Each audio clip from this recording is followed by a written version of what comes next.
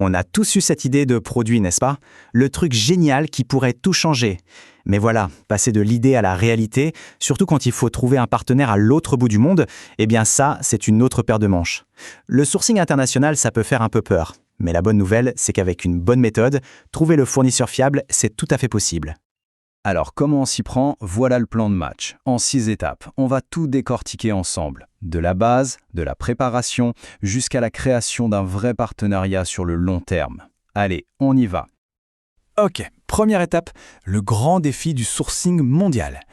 Tout part de là en fait. Et le premier obstacle, il est souvent dans la tête. Comment est-ce qu'on fait pour prendre ce concept qu'on a et hop, le transformer en un produit bien réel, fabriqué à des milliers de kilomètres? C'est la grande question. Parce que, soyons clairs, l'opportunité est juste énorme. Avoir accès aux usines du monde entier, ça peut vraiment faire passer une petite idée à une entreprise d'envergure. Du coup, la question, ce n'est plus pourquoi le faire, mais bien comment on fait. Et c'est là, bien sûr, que les doutes arrivent. La trouille de se faire arnaquer, de recevoir une qualité, disons, médiocre, ou d'attendre des livraisons qui n'arrivent jamais. Ces peurs sont légitimes. Mais c'est exactement ce problème qu'on va tacler ensemble, pas à pas. Bon, assez parlé des défis, passons aux solutions. Et la première chose à savoir, c'est que tout commence bien avant de taper fournisseur sur Google. Le secret, vraiment, c'est la préparation. C'est la fondation de tout le projet. Il y a 3 choses, 3 piliers qui ne sont absolument pas négociables. D'abord, un dossier technique béton. Ensuite, un coût cible qui tient la route. Et enfin, être très clair sur les volumes et les délais.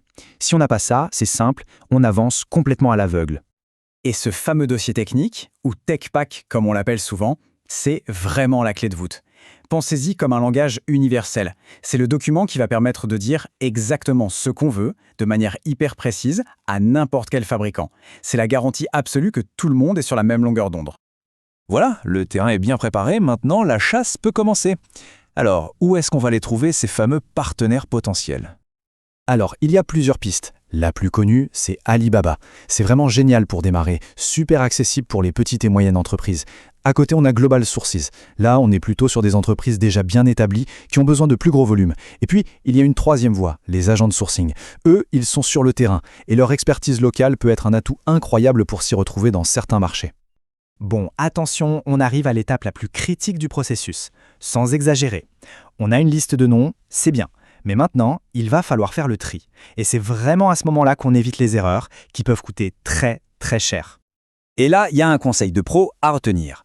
Il faut aller bien au-delà des avis en ligne. Un joli profil avec plein d'étoiles, c'est un bon début, mais ça ne prouve rien. Il faut creuser, vérifier pour de vrai. On connaît tous ces histoires d'horreur. Un acompte versé à une usine 5 étoiles qui en fait n'existe même pas. C'est ce genre de cauchemar qu'une vérification sérieuse permet d'éviter. Et bien sûr, cette vérification ne se fait pas de la même manière partout. Si on cherche en Chine, par exemple, il va falloir vérifier les licences commerciales sur les portails du gouvernement, et les audits d'usines, c'est quasiment un passage obligé. En Europe ou en Turquie, ce sera différent. L'accent sera mis sur les certifications, comme CE ou ISO, et sur la solidité des références commerciales. Bref, il faut vraiment adapter sa méthode à la région. Ça y est, le partenaire idéal est trouvé et surtout, il est vérifié. Maintenant, il est temps de se mettre d'accord sur les règles du jeu. C'est la phase de négociation, l'art de bâtir un bon contrat pour la toute première commande. Et là, il y a des points incontournables à discuter. Bien sûr, la quantité minimale de commande, le fameux MOQ, et le prix par unité. Mais il y a aussi les conditions de paiement, le classique 30% au début, 70% à la fin, le délai de production, et surtout, les standards de contrôle qualité.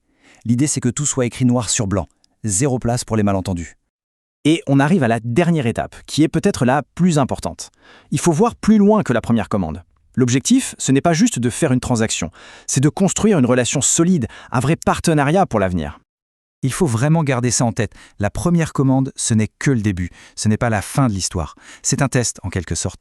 C'est la fondation sur laquelle on va construire, ou pas, une collaboration qui dure. Donc, tout se joue dans la suite.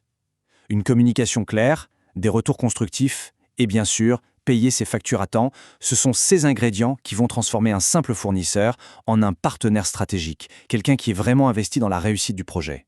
Au final, l'accès à la fabrication mondiale est là, à portée de main. Avec une bonne préparation, une vérification sérieuse, trouver le bon partenaire, ce n'est plus un coup de chance, c'est une méthode. Le prochain grand produit attend. La seule question, c'est avec qui allez-vous le construire ?